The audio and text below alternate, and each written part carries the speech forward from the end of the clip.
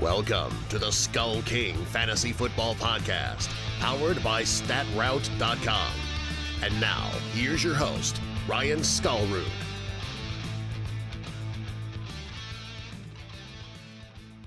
Hello and welcome again to another episode of the SkullKing Fantasy Football Podcast. My name is Ryan Skullroot. I am your host, and tonight it'll be an interesting show. We are going over some headlines from some of the injuries that happened this week. We are going over the Kings and Stings of Week 5 in the NFL, and then we will do a quick preview of the Monday Night Football game. I hope that everyone's matchups have gone well and that you are not dependent on Monday night in order to make or break your week. I am not dependent on Monday night to make or break my week. I lost in my 3 Yahoo leagues and 1 in my 2 sleeper leagues. So really the ones that matter to me are the ones in sleeper. That's our listener league and the staff league. The staff league I will move to 4-1. The listener league I believe I moved to 2-3. So the free Yahoo leagues I just kind of did for the fun of it. Did them a little bit late, and so I missed week 1 on those, and I am going 0-3 in those. Thank you to Keenan Allen and Mike Evans. Really, for the most part, it's those two that really cost me in every league. So we will get into, like I said, we will get into the headlines, and then we are still having some technical difficulties. For those of you who are thinking this will sound a little plain without some of the sound effects and stuff that we've got. Like I said, we've got some technical difficulties we are trying to work through, and getting the original show back on track. But once we get that taken care of, even on the video here on YouTube, for those of you who watch there, we will get this fixed so that it looks a little more professional and just not recorded, willy-nilly. So, all right. That being said, let's get into today's headlines. Starting off, Mason Rudolph is at home recovering. He was allowed to go home from the hospital after getting a concussion in the game against the Ravens. Was hit by Earl Thomas.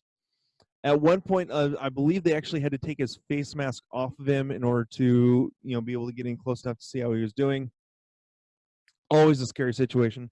So the Pittsburgh Steelers, at least, tonight, were down to their 3rd string quarterback.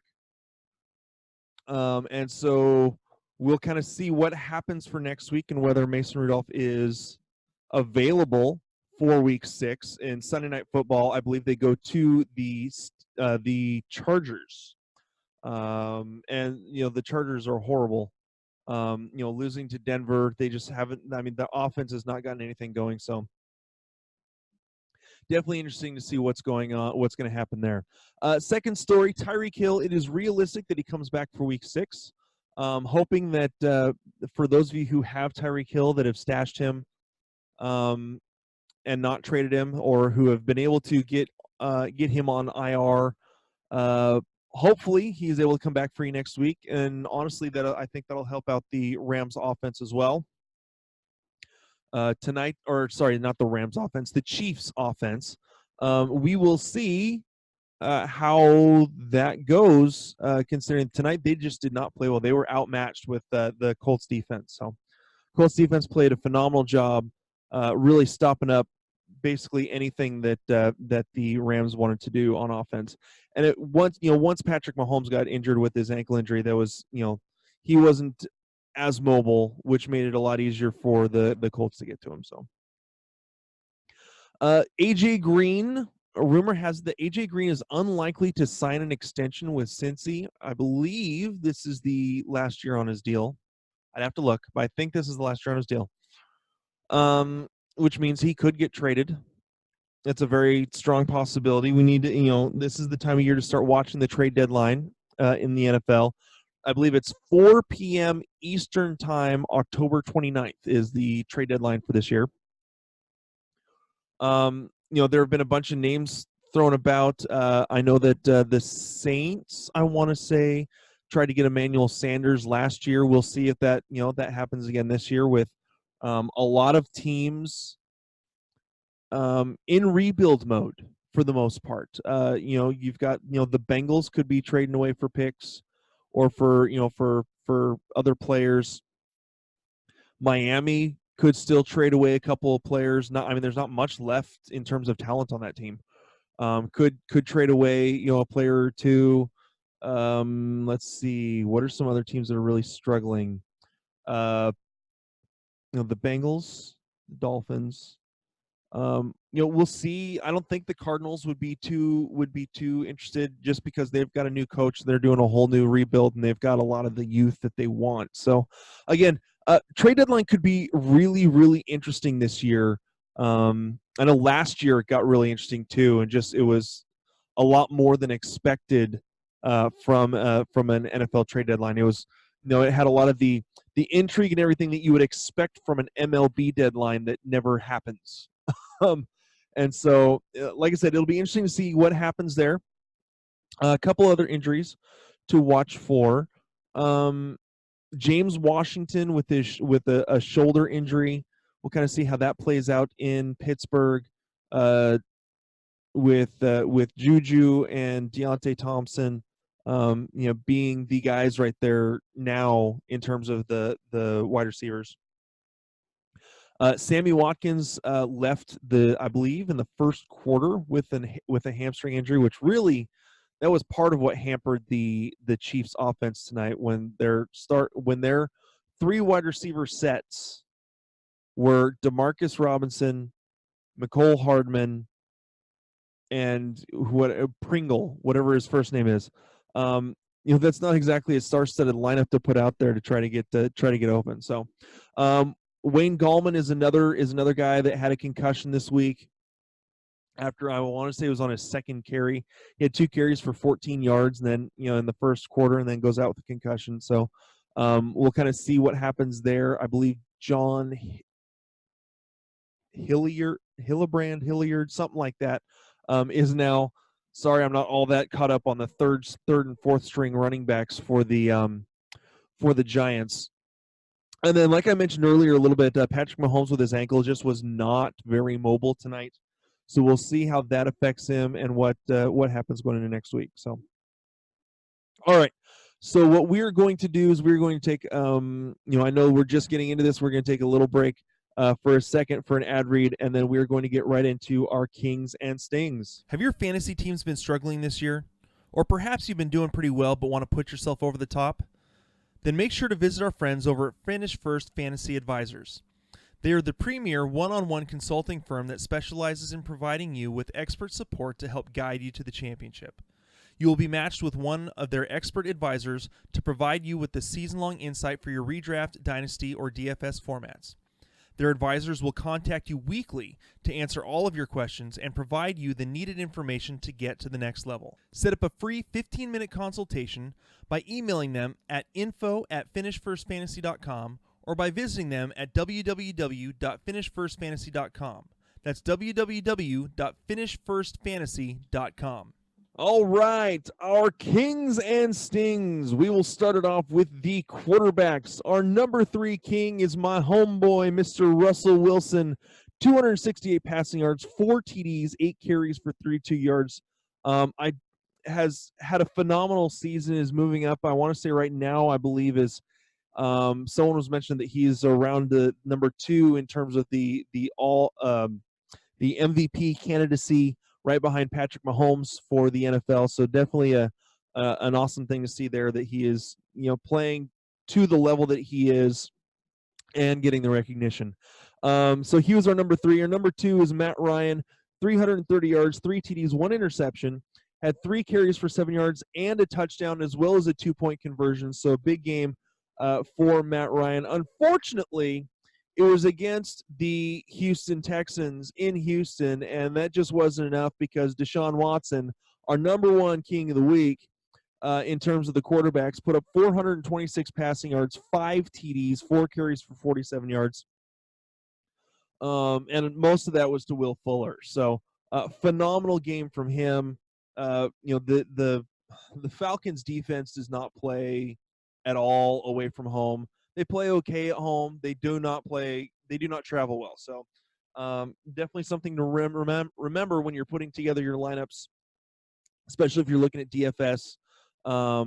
These are things you need to be aware of when putting together your lineups for possible sleepers and that sort of thing. So moving on to the running backs, our number 3, Mr. Josh Jacobs, had himself a big game over across the pond.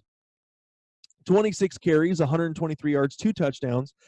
Also had 4 targets, 3 catches, and 20 receiving yards. So, again, he was our number 3 king in terms of the running backs. Number 2, Christian McCaffrey is just an absolute stud. 19 carries, 176 yards, 2 touchdowns, 9 targets, 6 catches, 61 yards, and another touchdown.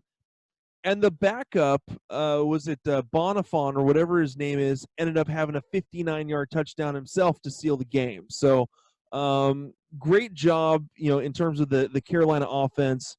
McCaffrey he is a freak of nature. You've seen where he's come from his rookie year, the amount of work that he has put on to prepare his body to be able to do this and put in as much work in a game as he has done.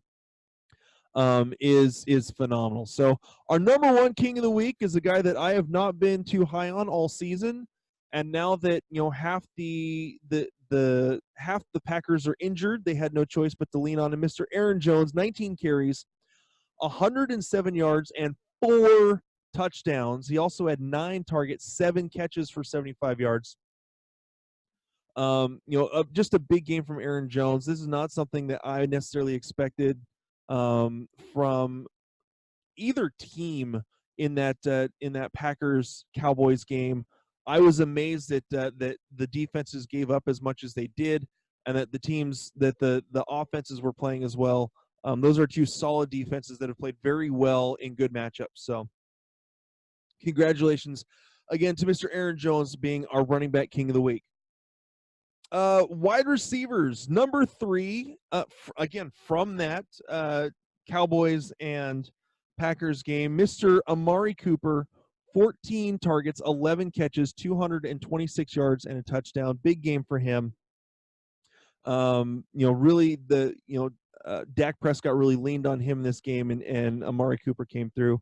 Number 2, this is kind of a surprise. I was not expecting quite this amount of production from Mr. Mike Thomas, because again, Teddy Bridgewater is the quarterback there, but 13 targets, 11 catches, 182 yards, and 2 touchdowns. Big game for Michael Thomas. And the number 1, Mr. Will Fuller, 16 targets, 14 receptions, 217 yards, and 3 TDs. I have in the listener league, I have Will Fuller, and Will Fuller scored almost 1/2 of my points. I believe he put up 60 points in the game because of some of the bonuses and everything that are involved in that league. So big game from Will Fuller. It's nice to see him finally break out and have that kind of a game. So moving on to our tight end kings. Only one of these guys did I expect to do anywhere near this. Number 3, Mr. Zach Ertz. 7 targets, 5 catches, 57 yards, and a touchdown. That's pretty much standard operating procedure in terms of Zach Ertz and his production. Number 2, Mr. Darren Fells, 2 targets, 2 catches, 20 yards, and 2 touchdowns. I'm going to come up with, whether I do it here on the podcast or write an article about this, I want to figure out what to do with Darren Fells. This has been an interesting couple of weeks, and I don't want to be caught in recency bias and tell people to go pick him up and then him fall flat again. So I'm going to do a little more digging on Darren Fells and whether or not he is the real deal. So, and the number 1 tight end king of the week, Mr. Gerald Everett, 11 targets, 7 catches, 136 yards. Unfortunately, he had the ball go through his hands on the Phenomenal interception by Tedrick Thompson in the Thursday night game that changed possession and stopped up that drive that they were really moving down the field on. So, all right. So that is it for our Kings. Let's move on to the rougher part of fantasy and our QB, our stings of the week. QB stings. Number 3 is Carson Wentz. Philadelphia did great, but they did a lot of it with their defense. Carson Wentz, 189 passing yards, 1 touchdown. That was the one to Zach Ertz. No turnovers. While that's great for an offense, it doesn't do much for you in fantasy. Aaron Rodgers, our number 2 sting of the week. 238 passing yards, no touchdowns, no interceptions. All the production went through Aaron Jones. And our number 1 QB sting happened to be a guy that I streamed this week because I thought it was a pretty decent matchup. Denver has had a lot of issues, and they go into LA and rip up the Chargers. Phillip Rivers, 211 passing yards, no touchdowns, and 2 interceptions. Just a horrific game from the Chargers. It kind of makes me sick, so to be completely honest. So that's what we've got going on there. Moving on, the running back stings. We have 2 people from the same team on this one. So our kind of honorable mention, simply because it was due to injury, was Wayne Gallman. Again, that 2 carries for 14 yards, then he goes out with a concussion. Our official number 3, again, these guys I try to keep it owned at 70% or more, so most likely starting in at least a flex position. Royce Freeman, 13 carries, 61 yards, 2 receptions for 6 yards.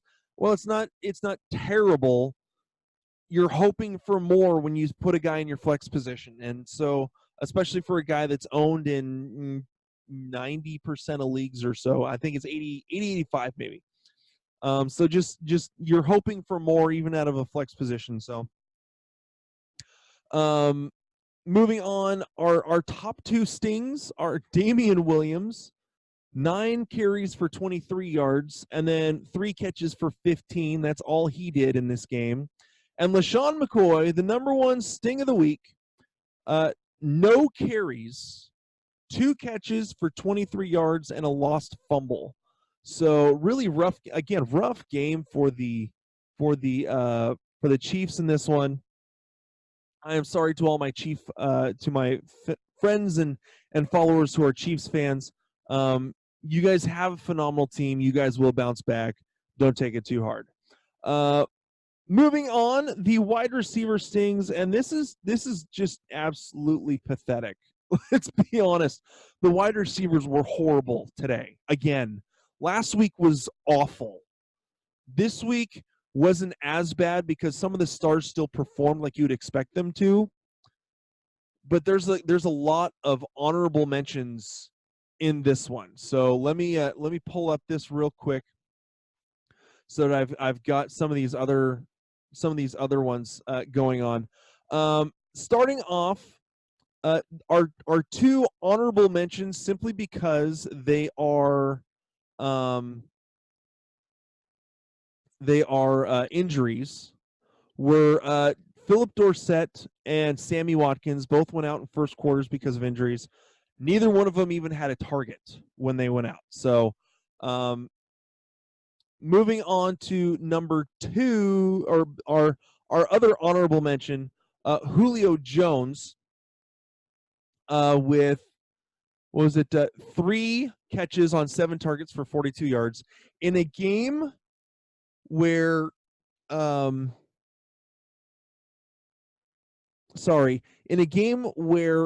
Matt Ryan throws for 330 plus and Julio Jones has 3 catches for 42 yards. That's not exactly, again, what you are looking for. It wasn't as bad. DeAndre Hopkins wasn't a great game. 7 receptions, 48 yards, just didn't get into the end zone. So, but Julio Jones in half-point PPR, only 5.7 points. You're hoping for a lot more. Number 3, a guy that I had on my team, Keenan Allen, 6 targets, 4 catches for 18 yards, no touchdowns. 3.8 points in half-point PPR. That's a whole lot of fun to deal with. Number 2 is Mr. Emmanuel Sanders. A lot of a lot of targets are going to Cortland Sutton. And Emmanuel Sanders finishes with 1 target, 1 catch for 9 yards. And our number 1 sting of the week, who I have on 2 teams, along with Keenan Allen, and this is like a week or 2 after they all exploded and just went off. Mike Evans, 3 targets, no catches, no touchdowns, obviously. 0, a big goose egg from Mike Evans, and he wasn't even injured in this New Orleans game. So just awful. Obviously, it's really looking like Chris Godwin is the guy to own in Tampa Bay. I'm gonna have to start moving Mike Evans, and if I start, if I'm wrong about him, fine.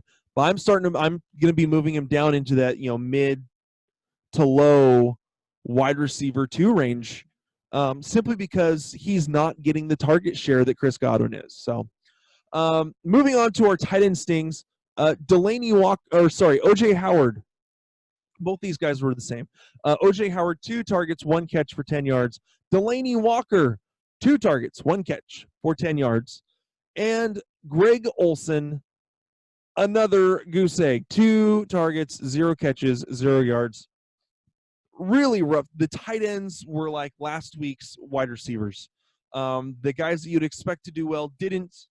And there was a whole lot of sleepers that came out of the woodwork in terms of the tight ends. So I may be, with how my rankings looked, and especially in terms of tight ends. The rest of them I didn't mind how my rankings went, and my ranking accuracy for quarterback, wide receiver, running back for the most part is just because I was pretty close to the consensus on a lot of picks. However, the tight ends, I may move out of the top 10 in tight end ranking on the season after this week with how bad that was. So that is it for our Kings and Stings.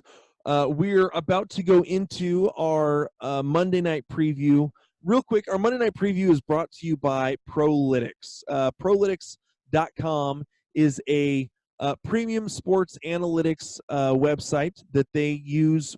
Their main niche is daily fantasy sports, and they have their own AI learning machine that they use for predictive analytics, that help you with roster construction, decision optimization, all while staying up to date with the latest breaking news that they have. They use it for NBA, Major League Baseball, NFL. I believe the NHL is coming soon. And so they have it for multiple sports. This is a phenomenal tool. The staff has been absolutely loving using Prolytics for their fantasy lineups for DFS on FanDuel and DraftKings. Those are the two services that they work through right now. Again, go to Prolytics. That's PRO-LYTICS.com. Pro-lytics.com. And enter the promo code or the coupon code SkullKingFF. That's all one word and all lowercase. SkullKingFF to get 40% off your first month. Again, we absolutely love Prolytics, and we have been happy to partner with them this year. So make sure, again, go to Prolytics.com to check out what they can do to help you with your daily fantasy lineups. All right, the Monday night preview. We got the 2 teams, the Browns and the other than the New England Patriots, the only other undefeated team left in the league right now, the 49ers. Starting off with the Browns, Mr. Baker Mayfield, I have as a high to mid quarterback 2, just because of how much they throw the ball. Chubb, I still have as a running back 1. He is almost matchup proof, just with how good he is at breaking tackles. As long as their O-line is even working semi-functionally, Nick Chubb should have a big game. As far as the wide receivers go, Odell Beckham Jr. I have as a low-end wide receiver, mid to low wide receiver 1.